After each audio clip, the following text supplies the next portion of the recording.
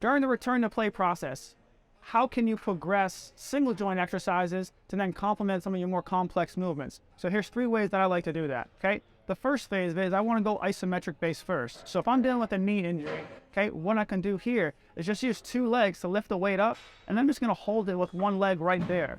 Then we're going to use an isometric action here as a first phase of introducing movement. And you can challenge this phase right here within it by either changing the length, changing the range of motion, picking a spot that maybe is most challenging for the athlete as a first phase of introducing strength training at a single joint. The second phase that I like to do is progress with concentric actions. Okay, I'm not worried about the eccentric action, so I'll use both legs to lower the weight, but I'm focusing on the concentric action of that leg. So again, same thing, left knee injury. I'm going to push up, and I'm going to lower with 2. Okay, I'm going to push up with 1, and I'm going to lower with 2 to not challenge the eccentric action, because the eccentric action is often the most challenging.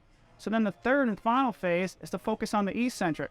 So I would increase the weight to enough where I wouldn't be able to lift it with 1 leg. So I would use 2 legs to lift it, and then slowly the weight's going to kind of pull me down. And some may call this a yielding eccentric or a yielding isometric, but it's just an eccentric action where the muscle is lengthening, challenging it through the full range of motion.